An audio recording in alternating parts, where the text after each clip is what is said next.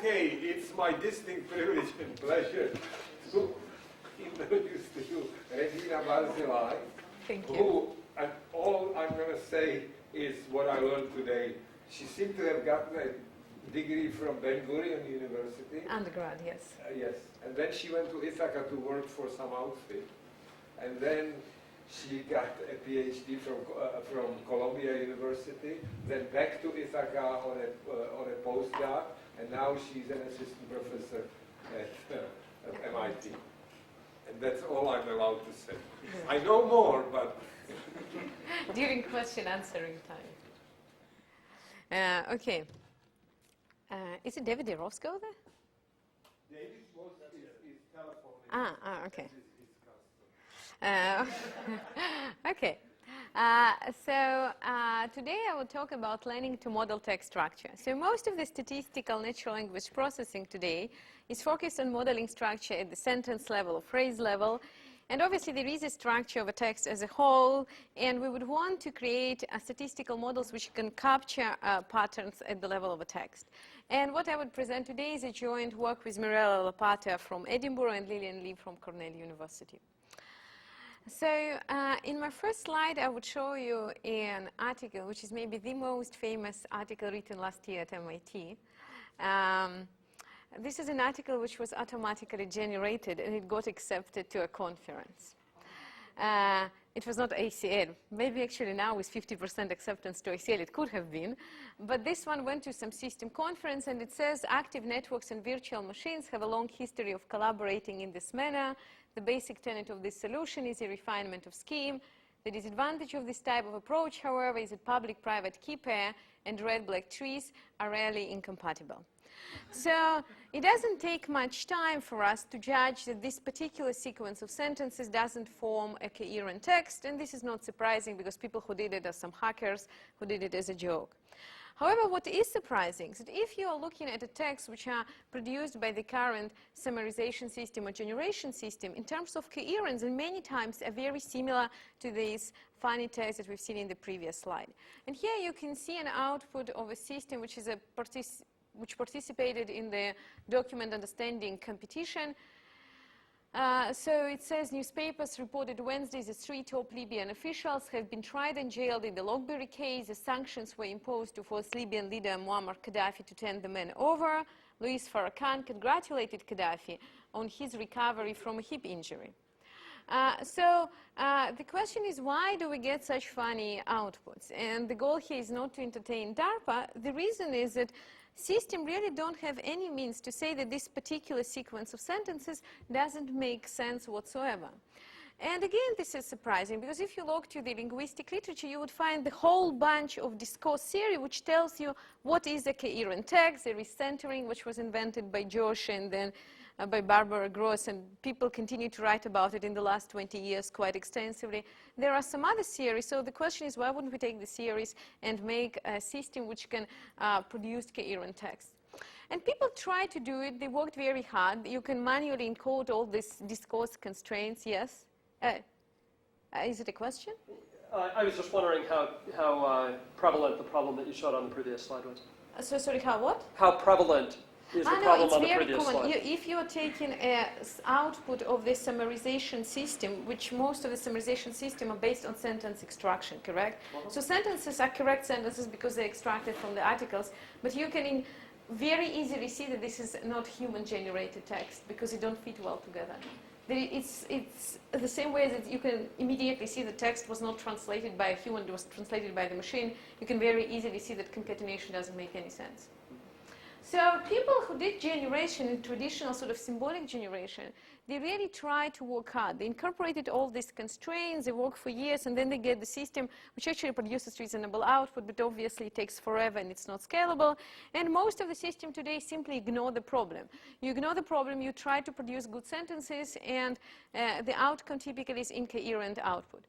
So the goal of my work is to create models of text structure which are linguistically motivated, but which can capture complex discourse phenomena, but which don't require any manual crafting. And sort of the inspiration to my work comes from this citation from Zelig Harris, who was Chomsky's PhD advisor and my favorite linguist. So he was a long time ago saying that various types of word recurrences seem to characterize various types of discourse.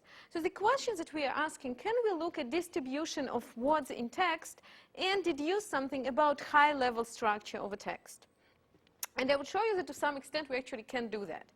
And during the talk, I will show you two types of text models. So the first type of models are models which are sort of similar to language models in a sense. They expect that there is some system which produces you somehow several different renderings of the same text. You may change the order of the sentences or add some new information, remove some information, and you would have a model which would tell you which one of those is more likely to be a coherent text. Before I take many notes, are your slides available somewhere on the web? I can send you the, I can make them available, yes. This is one type of a model. Another type of a model is the type of a model which is more sort of suitable for generation, where you are actually trying to a priori generate a good text. So you know all the connections between different information-bearing items, and you are trying to create a text which is the most coherent one. I will start with, so I will show you three types of model, and I will start with these coherence models. So let's look again at this example of this automatically generated text. So you don't need to read actually 10 pages of this text to see that something goes wrong. You can go from one sentence to another and see that the connection between the first sentence and the second sentence is broken. So the transition at the level of every sentence to sentence level, they are not good transitions. So the question is, can we actually analyze these transitions and predict the text seem to be incoherent? And this phenomenon is called local coherence, and it was extensively studied, especially in the framework of centering. So our key premise is the distribution of entities in locally coherent discourse exhibits certain rigid properties. So I'm ignorant here. What is centering? We'll come there to the next slide. Oh, you're going to tell us? Yes. Right. Yeah, I'm sure that the rest also doesn't know. There are schools who know what is centering but don't know what is probability, and there are schools which know what is probability and don't know what is centering. But the idea here... And at MIT they know both.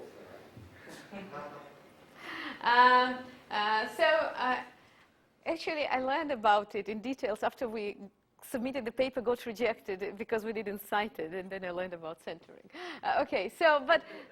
The idea is that what we will do, we will take a text, we will abstract it into some representation which actually reveals you those patterns, and then you have a collection of good text and bad text, and you learn automatically what are good and bad patterns of entity distribution. And now we're coming back to the centering theory. So centering theory actually claims that in order to create that any sort of reasonably organized text have certain properties of transition of the focus. So the idea is that there is only one entity in discourse which is prominent.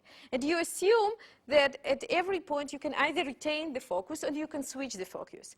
And there are certain entities which will be more likely candidates when you are switching the focus. So it's very unlikely that every sentence you will switch the focus, or you would never come back to the entities that were once in focus. So they have a very long list of these formalized rules which tells you how these changes in focus can happen. This is one part of the theory, and another part of the theory is more talks about linguistic realization. So this part would say that focus is more likely to appear in prominent syntactic positions such as subject or object, or if you're using pronoun, you're more likely to refer to focus than to something else. But what they try to do in the last 20 years is actually to formalize a text, how entities can be introduced in the text, how they can sort of disappear in a text, and what transition across sentences hold. So I will not try to take the centering and translate it to statistical model. This is not the goal, but we will see that a lot of sort of similarities between our representations and the things that they claim are important for modeling centering, it will be pretty apparent in the model. So our representation is based on an entity grid. So entity grid is a two-dimensional array which has discourse entities and their location in the sentences. And by discourse entity, I mean class of coreferent noun phrases. So let me show you what is entity grid. So first, this is a simple, very simple sentence which talks about arrest of Pinochet, talks about Pinochet and all his what happened to him in England. So the next thing that we will do to build a grid, we will identify noun phrases. So we cannot identify it using any parser. In my case, there is no doubt I use Collins parser. So what you can see here is noun phrases, and near every noun phrase is the role of a noun phrase. So subject, object, or something else. So here you can see the connection to centering. They distinguish what are the important syntactic roles. So we also distinguish the role of the noun phrase. Then we identify the classes of coreferent noun phrases. So here you can see that Augusto Pinochet, and he, they belong to the same class. And now we actually are ready to see the grid. So here is the grid. Here we have the 6 sentences of this text. And here we have all the entries. So we have one representative for each class. And for instance, this grid says that Pinochet appears in the 1st, 2nd, 4th, and 5th sentence. It doesn't appear in the 3rd and the 6th one. Or, for instance, the word, whatever, arrest appears. This is the list of nouns. The list of nouns, one representative for a class. So Pinochet here has this Augusto Pinochet, and this is one Pinochet. So each class and the distribution of the class for sentences. And the role, the syntactic roles of these different appearances. So now, actually, we can take any text, abstract it into a grid, and the question about coherence is a question about the characteristics of the grid. So roughly speaking, what we're trying to say is we reduced our problem of coherence assessment to a problem of analyzing the distribution in these grids. And if you are a believer of centering theory would say this is unlikely to be a good grid, because if you introduce some entity which is repeated all the time, it's unlikely that it will never appear as subject, for instance. So the question is, would you expect that there will be certain patterns which we're likely to see in good text and certain patterns which we're likely to see in a bad text? Yes? You're ordering the entities by the first time they appear in the text, is that right? Yes, but actually our analysis in this case would be based only on the distribution in the columns. So the order of the entities is not important. Okay. We would always only look at the columns. Because colon shows how one particular entity was introduced. So in other words, what we can now do, we can encode text as a distribution of an entity transition type. So we have 4 letters, so transition type is some string over this alphabet of 4 letters. So for instance, we can have the same 2 possible renderings of some text, and here we can see the distribution of these types in one of the renderings. So for instance, here the pair subject never appears in any of the column, but the pair, I don't know, XS has a probability of 0.7. I don't understand what rendering means. It's a different Like, for instance, you may think that you have text and you have 2 possible orderings of sentences. Because you're creating the Yeah, text. you have a system which created you possible Yeah, renderings. Or you have a system which either puts some sentence or removes some sentence. You have something which produces you a text. And it has some parameters which you don't control. It can be ordering, and it could be how do you realize, do you put some paraphrase or not paraphrase. You have different ways to say the same information. Not exactly the same information, but roughly speaking. And you try to distinguish which one of them is the best one. Okay. So, for instance, here you would have, and obviously, if these renderings are different, you would have very different distribution across these entity types. Bigrams are The bigrams represent here the bigrams at the level of the transition. of the columns. Yes. So, for instance, in this text, in this particular grid, SS never appears. Right. Correct? So its probability would be 0. Yeah. In some other, like SS appears a few times, it will have some non-zero probability. Okay? So, and again, we can ask why do we use what are the good transition types? I decided about bigrams, but in reality, we can use unigrams, bigrams, or whatever, or we can use some more sophisticated level for a way to do feature selection here. So you actually look at these transition types as your features now, and you can select them as you wish. Here, to make it simple, I will stick to the bigrams. Okay? So now we have we have actually a vector representation for each rendering of a text. So we have some document DI for which we have several renderings. So one particular rendering of a document, like J, rendering J, which we will denote Xij, can be represented with this vector, which will store the probability of each type of transition. Yes, Sanjeev? So there are 16 types in the examples you were giving us earlier. Yeah, for instance. So what does centering theory tell you? What So for instance, centering theory doesn't exactly tell you it in this term, but it would say that if the text has a lot of transition of the type focus over goes to other focus, it's good. If it has all the time switch between foci, then it's bad. Or if you the same entity is the focus in one, not in the other. yeah, or yeah, and it say, you know, so you have some stack of other entities. It's like more complex. So you have a stack of entities. So if you're switching, which one of them likely to appear next? So this is a bigram statistic. In other words, what does centering theory say should be there? What order statistics? The centering theory tells you it looks like at the transition like of 2 or 3 or 4, and it instead of looking at this very simple representation of, you know, SX and so on, it has more refined scheme of types of things. And it will tell you this particular transition is more likely. Right, because one of the things you mentioned is that if something is in focus a few times and you never come back and you never come back to it, that's sort of bad structures. And that's, of course, not a bigram. No, so as I said, this is actually only for the purpose of example. I limited it to bigrams. Yeah. In the experiments that I would show, we use up to 4 grams. Up to 4 grams. Yes. And we do feature selection, so you select the most frequent types. Focus is in the definition of the check theory of focus and topic. I mean, is that? Yeah. So I cannot really tell you the exact mapping between the check theory and the centering. I feel that they are the same, but there are a few parameters which differ across theories. Well, do they talk here about topic and focus, or? Here it call it. Focus and background focus, I think it corresponds to the topic and the other thing here in the centering, in the check theory. No. But it's not one-to-one mapping between the terminology. Roughly speaking, they have the same spirit, but... And you have an algorithm which can tell, if you apply it to Collins parser, which word is in focus? What we are doing, I'm not actually trying to predict focus. In the grid, I have enough information that without saying who is in focus, tells you based on this distribution what is a good thing or what is a bad thing. We can sort of induce for him what is focus, but it's not the goal here.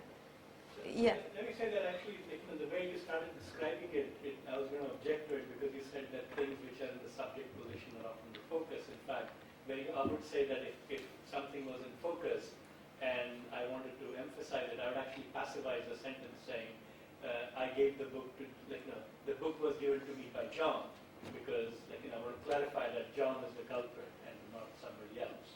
So it would actually go into the object position. But on the other hand, what this seems to me is it's subversive in the sense that it says, I don't care what constitutes focus, hopefully it's going to be the same across the language.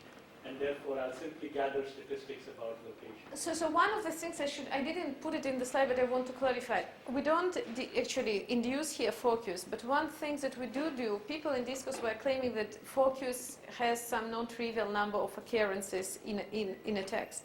So when we are building these representations, when we're translating them to the feature vector, we actually look at different classes of entities. So we have very frequent entities, less frequent, and singletons, and then we collect statistics for each one of them separately. So roughly speaking, things which appear in these very frequent categories would have different distribution of these n-grams than things which have less frequency.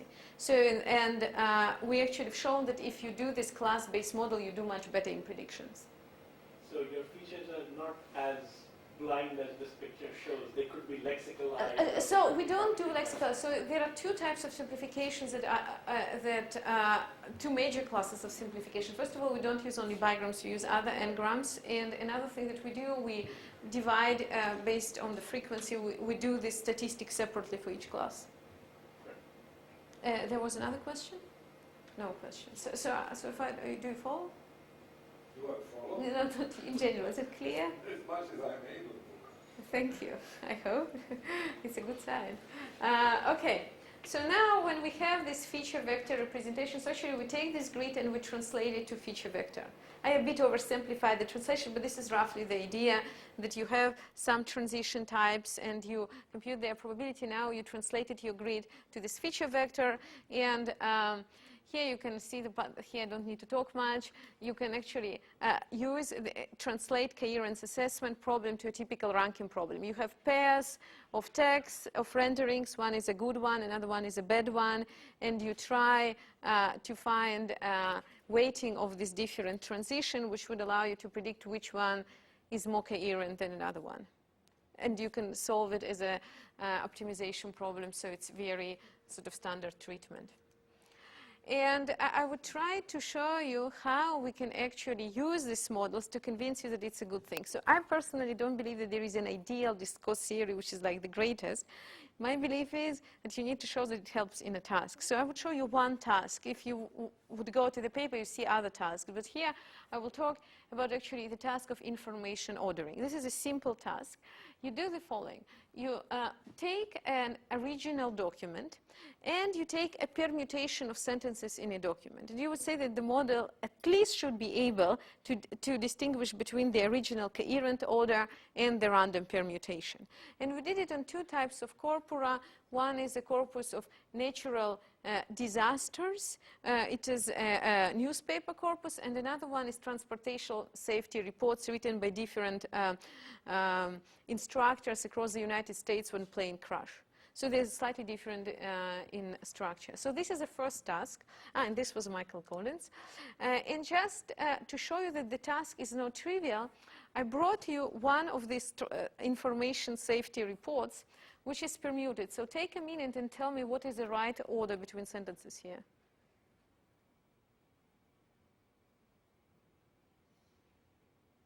Do you understand the task? So you simply need to tell me what is the right order of letters.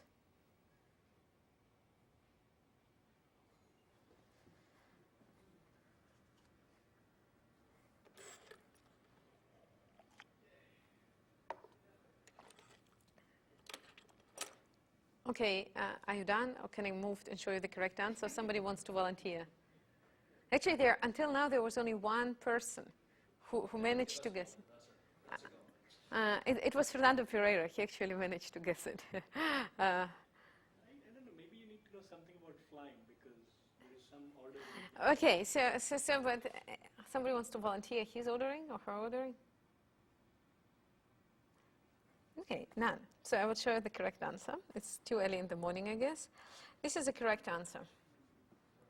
So the point is, what I wanted to illustrate is the task is not trivial, because if you are speaking French and I would show you English sentence and ask you to translate to French, it should be a trivial task. If you know something about syntax, you would be able to parse. Here it actually takes some thinking to be able to do this reconstruction. How much time did you give Fernando? The same time. And he did it off the screen. Yeah. No, I gave a talk at UPenn. No, I understand. I mean, I think I could do it if I had it in front of me. No, and was able to use a pencil and sort of shift it around, but he did it in his mind. Yeah. Fernando didn't need a pencil. No, maybe he did have a pencil, I don't know. I didn't look at him at the time. No, but it was at 4 in the afternoon, so they were awake, totally awake at the time. There are some crucial clues here that aren't being considered in your method, right? Yeah. In particular, you know that D has to be the last sentence primarily because if it can't be followed by anything else because nothing else resolves this dangerous situation. It's very true. This is actually very true. It's not the method that we're using. I will show you the results, but obviously I couldn't say that there is a method or combination of methods which can do that correctly. This is very difficult. And I will show you another method where we can actually retrieve correctly maybe 15 orders out of 100. 15 orders out of 100? Yeah. Yeah, something of this type. This method is weaker. So the task, though, is easier than what I ask you to do. I give you a method, this input, and I ask which one is the correct one. So at least this it should be able to do. This is one task. I will show you the results in a minute. And this is more realistic task, because agree with me that this is like a synthetic data and it's not exactly what systems do. So you want to have a method which can help you to correct the system output. So in this case, we actually evaluated summary output. So there is this competition of summarization system. People who get money from DARPA have to participate. And they produce summaries for the same documents. And then a human analyst gives the score for the quality of the output. So you have sort of gold standard, which tells which of the output is more coherent. And the baselines that we use is based on LSA. And the idea of this method, it was developed like in '98 by False, one of the creators of the original, that says that the text is coherent if the lexical similarity between two sentences is very high. So if pretty much you're using the same words all over, you're going to get a very coherent text. And he showed that it correlates with humans and it's automatic and blah, blah, blah. So here you can see the results of two methods. So let me remind you. The first one is a disaster. The second one is a report that what you've seen. And this is summarization task. So this is a performance of the grid. So again, grid has two pairs, and it's so a pair of two renderings, and it has to say which one is a better one. So for the synthetic text, it does pretty well. It's 87 and 90. For the summaries, it's still reasonable. It's 81. You can see that LSA actually got funny results. On both of the ordering tasks, it gets 72.1. But on the real summaries, it got very horrible performance, 25. And we were wondering, why did it do so bad? Because it's really a horrible number. Any guesses? I guess there is no summarization people here. So what happens is many times multi-document summarization systems, especially the stupid ones, when they extract sentences, they don't check for redundancy. So what will happen, you will have 5 sentences which pretty much say the same thing using slightly different words. So based on this measure, it's really great text because you are repeating the same words. And obviously, it doesn't create very coherent text. I skipped a lot of details. So in reality, we combine grid and LSA, and you can get even better performance. You can also, in this framework, very easily to test different hypotheses that people were sort of asserting in centering. So for instance, they were saying it's very important to look at the syntactic position. So what you can do, you can create the same grid, but not pay any attention what is the syntactic position, simply record present or absent. And we've shown that actually it significantly decreases the prediction accuracy. So this is a good framework because you can, again, look at different assertions, translate them into different grids, and see if it helps or it doesn't. So let me understand the results a little bit more. So this is a binary decision. Yeah. You get two pieces of, you get two documents, you contain the same sentences, but in different order. And you have to say whether a human will like one better or the other. And in case of the summaries, these are automatic summaries, and the choice is how to order the sentences. No. You have two summaries produced by system A, Two system separate B for the summaries. same input. Okay, so they are really different documents. No, the document is the same, but the summaries are different. No, Yeah. that's what I meant. Meaning, I'm thinking now the document as the entity that goes in. Yeah, they are different. Yeah. Okay, but in O1 and O2, it's the same Yeah. document. With the same sentences, different renderings. So there, did a human do the judgment also? In this 6, no, we didn't do the judgment. No, so what does it mean to get 87? So in 87%, it means that you identify the correct, you assume that the So one of original is order. guaranteed to be Yeah, I see. one is original, another one is permuted. And we actually control for the degree of permutation, that it's significant permutation, that's not only one sentence. There is a measure which tells you how permuted it is. So we make significant permutation so that we are sure that there is no, so that it's almost coherent. Right. And we did this, by creating this sort of synthetic data, we were able to do the testing like for 4,000 pairs, while the testing on summarization is much small because we don't have enough data here. But then when you say you do significant permutation, you're not looking, for example, in either method for the maximal deviation from a good summary. You're looking at the average. In other words, you look at the average distance under LSA.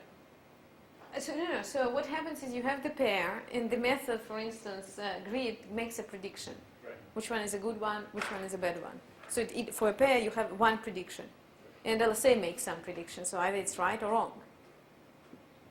No, so LSA, Just the part I don't know. LSA gives you pairwise distances between. So LSA gives you a score. It gives you the score for the first one and the score for the second one. So based on the score, you can, for the pair, make the decision. Right. So how's that score computed?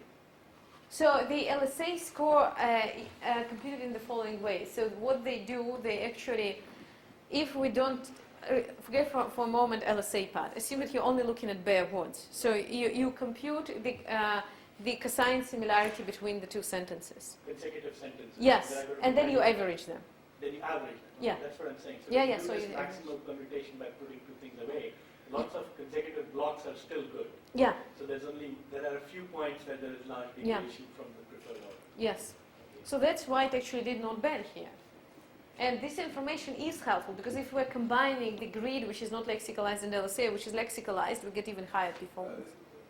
Yes. The summaries are different, you said, right? In other words, there are different sentences in summary number 1 than in summary number 2. They are not just permuted, No. right? And is one of them written by a human? And No. No. So actually in our corpus, some of them were written by humans, some of them were written by systems. But we... But when you compare the two summaries to get you that result, is one of them always done by a system? Sometimes both are done by system, sometimes it's done by human and the system.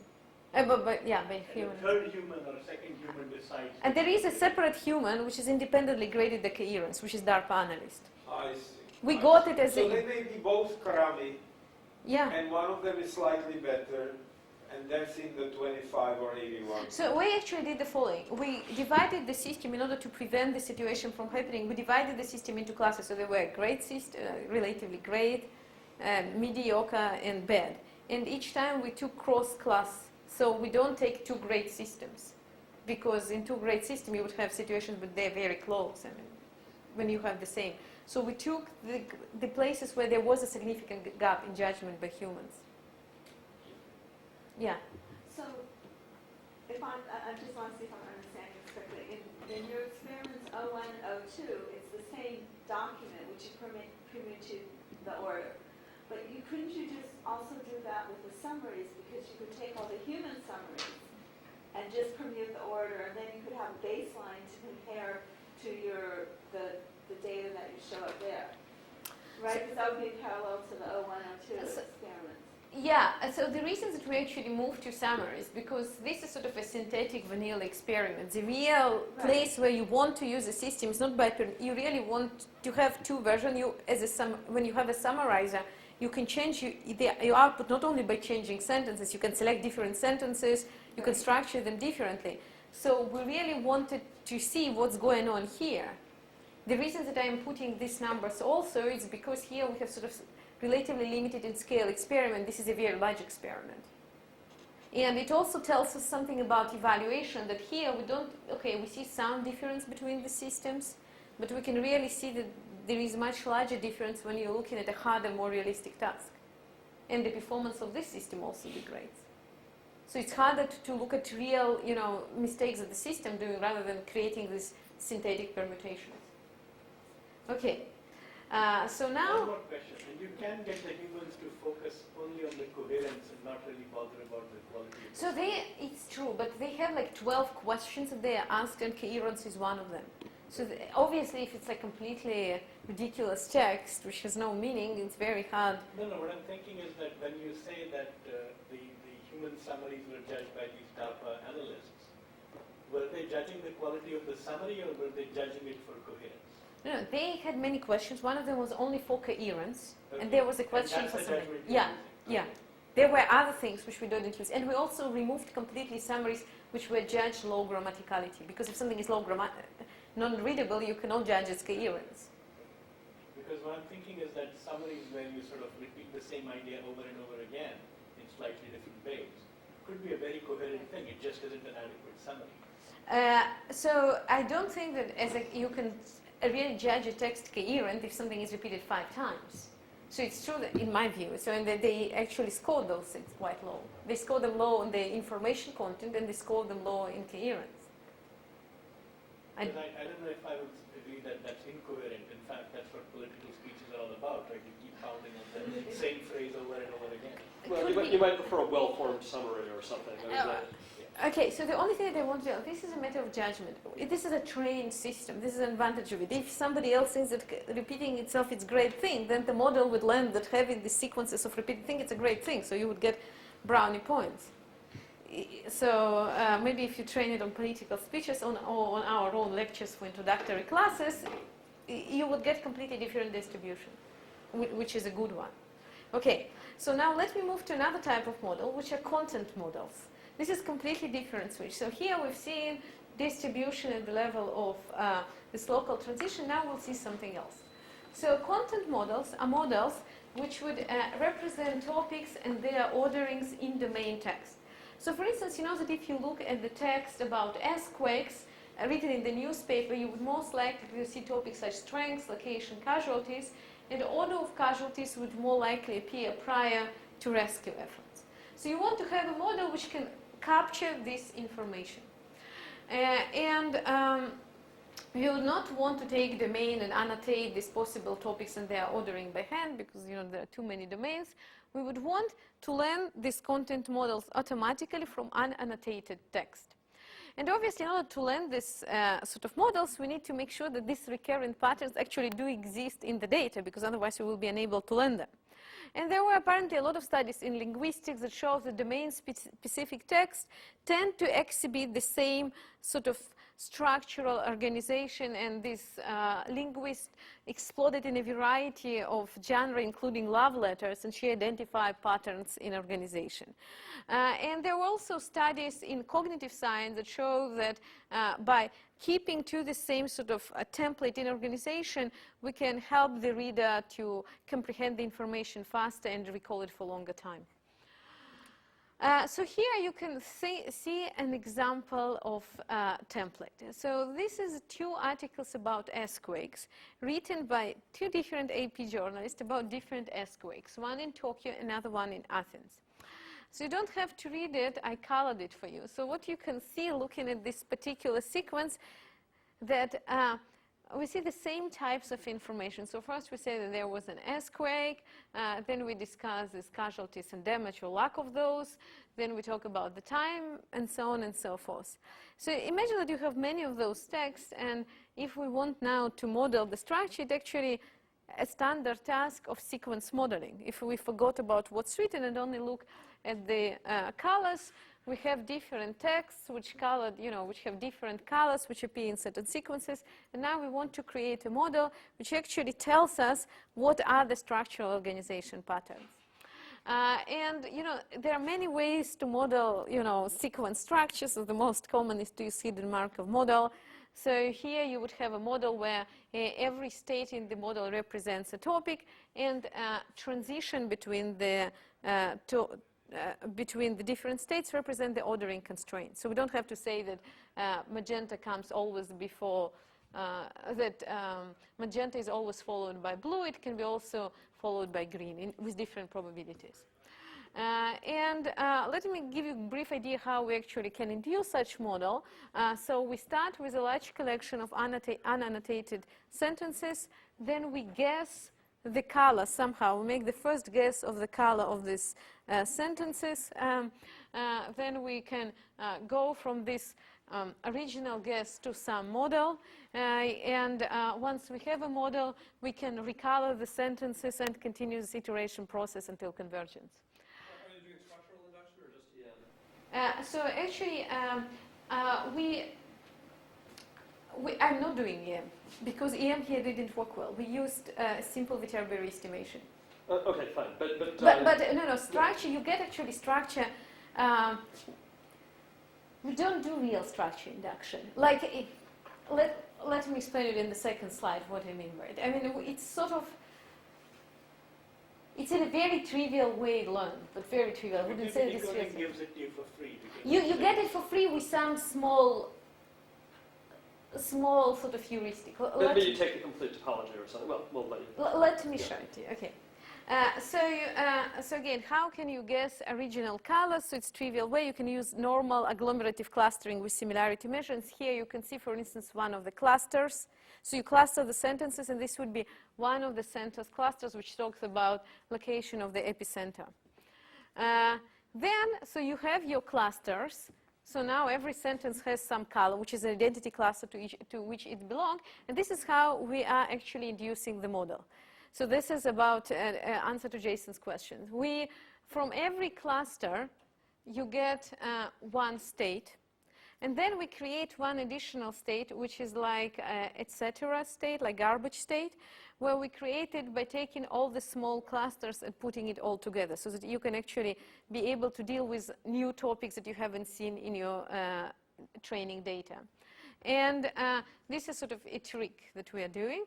And then you can look at the transitions by looking at which colors, what are the sequences between colors. So you get the structure you get directly from the data, and the trick that we are doing is this additional garbage state. Okay, so now let's look at how we can induce the transitional and emission probability. So for emission probabilities, we're using normal bigram model with a very simple smoothing. Eugene Cherniak with his student tries to do something fancier. I'm not saying that this is the only way. Hopefully he will do better than us. Then to estimate the transitional probability, again, you simply look at the sequences, the bigram sequences, and you smooth it, so there is nothing very fancy here. And the only thing, sorry, that I missed, that we do something special for the insertion state. So this state where we collapse together all the small clusters, this multicolored state. We don't want, when we estimate transitional probabilities for this state, actually to look at the words which appear in this state, because we always want to be able to see other words which have never been there. So in this insertion state, we're actually giving more credit to bigrams which don't belong to any other states. So these states like bigrams which get very low probability from other states. And here you would do a standard Viterbi re-estimation where we sort of recolor all the sequences and create a model and continue it until convergence. For whatever strange reason, this process worked better than EM. It could be related to the fact that we're actually using relatively small data in some. It's only 100 articles for the data set. So this can be one of the reasons. But in practice, I don't think that you can use EM instead of simple Viterbi. Okay. Before I'm going to do the experiments, is it clear how the model works in general? Okay. So now we're going to look at how it performs on the information ordering task. So actually, I rerun this model on exactly the same set of permutation, and this is the results for the content model. So you can see that the content model is much stronger than the grid model. You get almost perfect performance. Yes? I forget, how did you initialize the model, the colors? So you simply cluster all the sentences.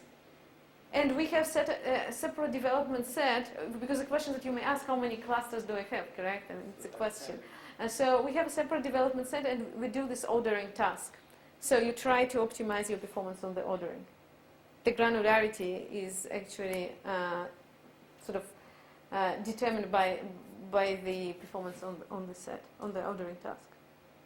So you can look at different models. If you have only one, roughly speaking, if you have very, very many states, then it would be hard to estimate it, so your ordering will be bad. And if you have only one state overall, again, it will be uncertain enough to predict a good ordering. So we look at models of different granularity and select the one which is the best on development.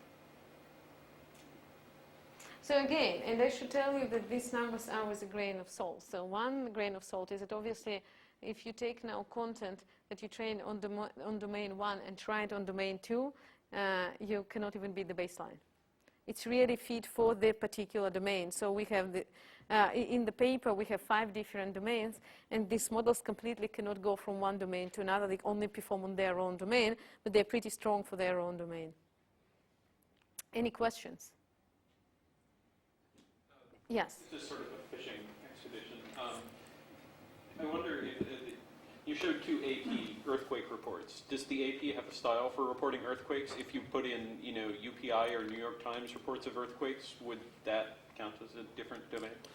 So we did all the experiments on the same AP reports because this is the data that we had, and I actually, no, I don't know. I think, again, if you look at the paper, we've shown that the performance of this domain, of this model pretty much depends on the formulaic structure of the domain. So if the domain is formulaic, for instance, Wall Street reports, you do perfectly. If the domain is not formulaic, you will have a problem. So if you're combining several different reporting styles where the information is presented in different orders all the time, very likely the model will not fly. Any other questions? Can you compare roughly the model sizes? In the grid model, you have a few different classes of your nouns. And for each noun class, you have these n-gram statistics of either S, O, X, or none rows. Mm-hmm. And so that's pretty much the size of it, right? Because you just compute probabilities for this ordering versus that ordering using those two models, that one model, and then that gives this one some probability and this one some probability. And whichever is higher, you say that's the better ordering. And in this case, of course, things are much more lexicalized. Mm-hmm. So you have many more parameters. So how do they compare a number? I mean, are we talking 1,000 versus 1,000,000? So this model, in the other model, you actually have a training data on which you train. In this, it's a generative model, so you don't really. The only parameters that we can tune would be the number of states in the model, and then the smoothing parameters, for epsilon smoothing. Right, no, but then the model, the actual diagram model has its own probabilities. I'm just talking about The number. What would be the number? How many parameters? 1 million, 10 million, 1,000, really? I don't know. I mean, obviously this one would be much larger. Yeah, Because I'm wondering whether that's why it's not the main portable. No, I think it's not portable because, even forget about the model itself. It's the parameters. Like, if you're moving from earthquakes to, to these reports about the airplanes, they will have a completely different set of bigrams. So that's what I'm saying. That's over parameterized. Yeah. So no, I agree with you about this point. But the problematic issue is that it's clear why it doesn't work, and there is no surprise here. But this is. The plus and the minus of this very specialized model. You can use it for your small domain, have great results, but you cannot really move it around, and you need to have data which is sort of very representative of your domain. No, so what I'm thinking is you could do a diagram model in the content in the red box, except that you could use word classes, you could use part of speech tags, and then the number of parameters you have could be brought down. But you do want to have, so here the whole idea is that you have some lexicalization which comes from the notion of topic. So you need to have some noun which would represent, I don't know, the number of victims, the sentences which describe the number of victims, so you cannot represent it as part of speech tags. Maybe you can water it down and have less, but still it's even a matter not of how do you build the model, but what the model does. If the topics that you are modeling has to do with earthquakes, it would never be able to model topics about elections. Maybe you can do better. Maybe you can do better. Well, okay. What I'm thinking is that what happens with models which are lexical, like the diagram model, is that when the lexical distribution changes, the model falls apart completely. Right? Because it's heavily over-parameterized. Its vocabulary is 10,000 words or something. So you build a model which has word classes in it. So it is still a lexicalized model, but it's a class-based model. But even if you do go to classes, how would it help you to deal with completely different set of word classes, which would be in another domain? Well, to the extent that the grid model can do it. The grid model only uses syntactic information, which is sort of semi the same across different domains. And also in the grid model, it's semi the same across the domains. Here you can actually have different topics. I bet if we wait, Regina is going to tell us how to combine these two red and blue techniques into something nice and purple, right?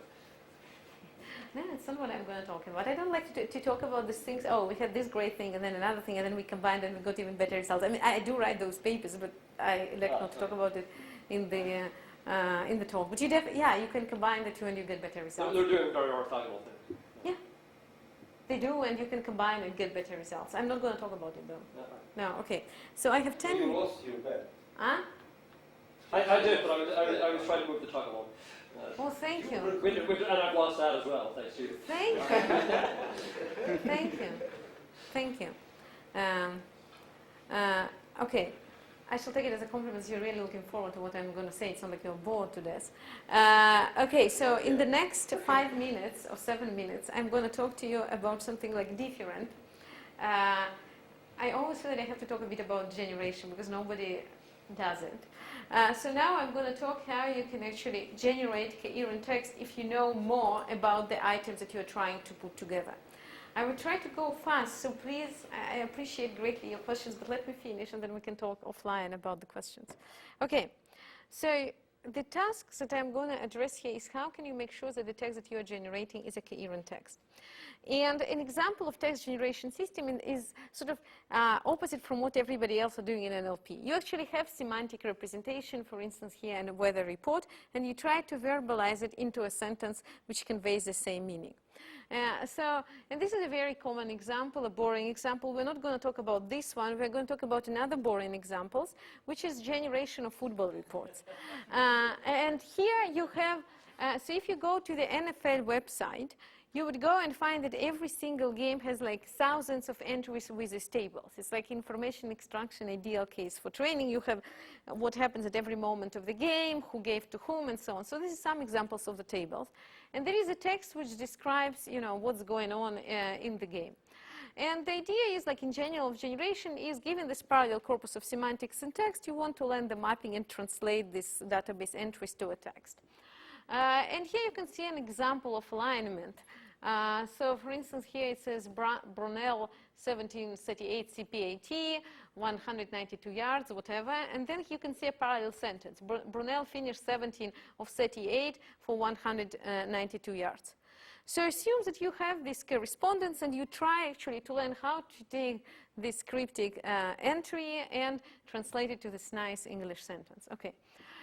So the task that I'm going to talk in the remaining 5 minutes is a task of content selection. Obviously, before you're deciding what, how to put it in a report, you need to decide which entries actually to put in.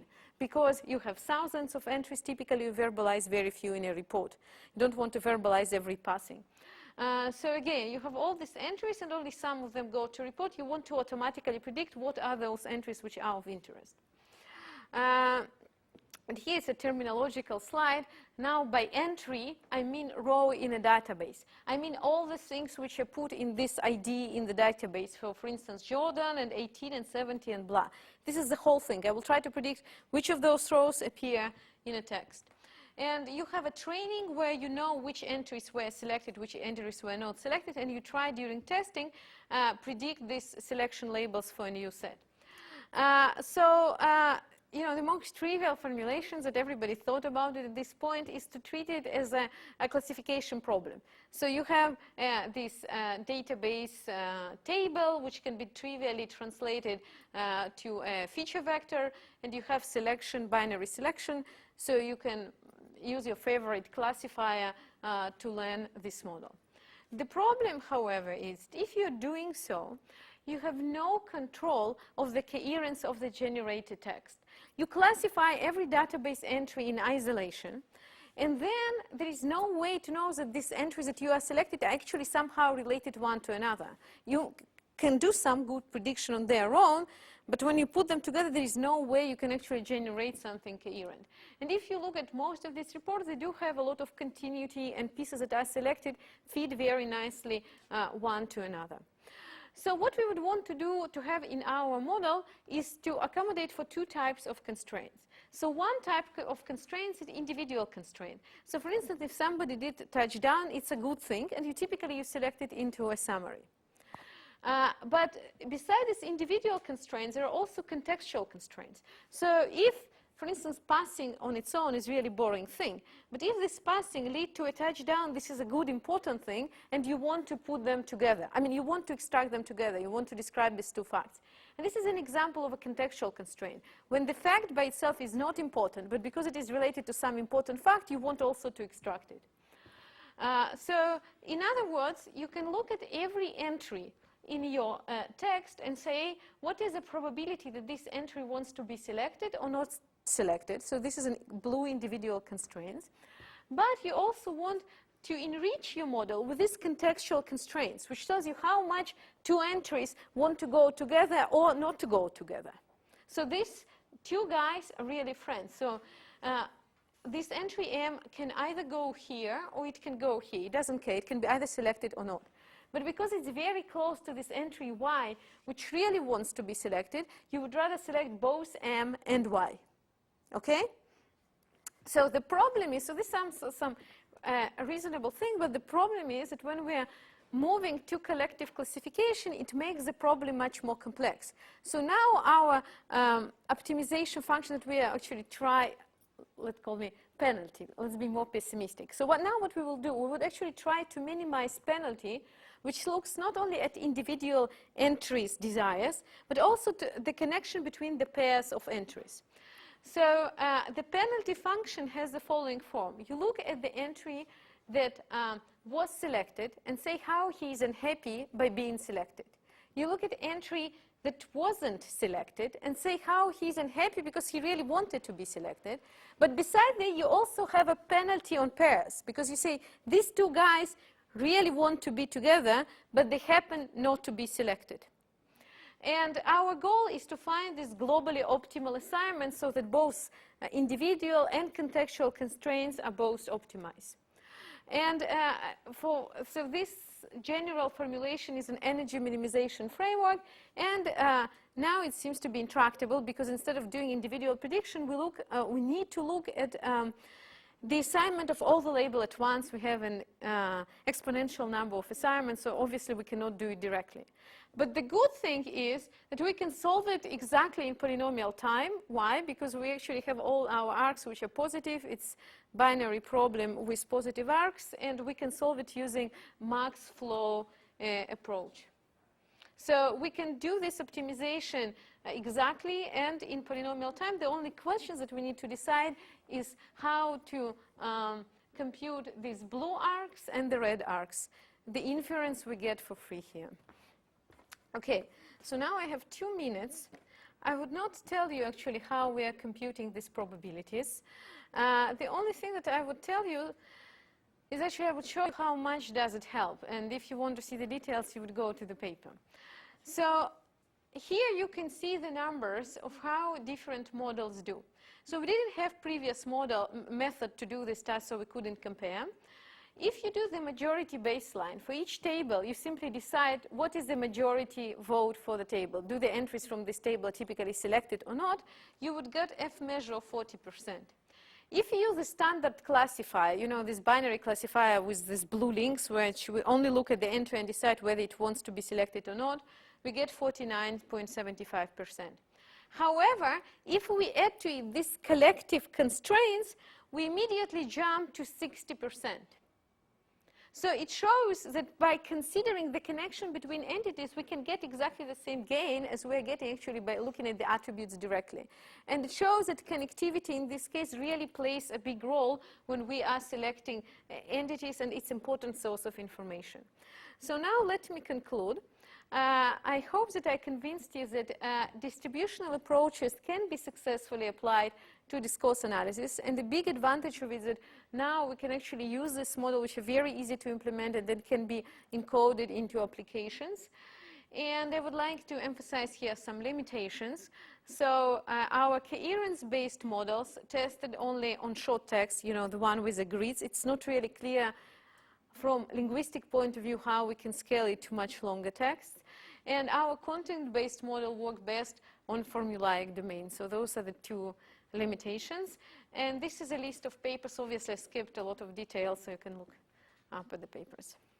Thank you very much.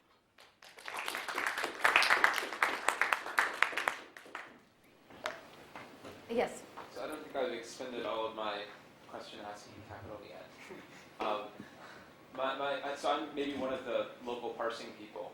And I'm wondering, you know, you're using a parser, which makes me happy, at least in some of the methods that you've applied. And you're using Collins's 97 parser, which is fine. The question is, if you train that parser on half as much data, or a quarter as much data, or an eighth as much data, how would your performance change?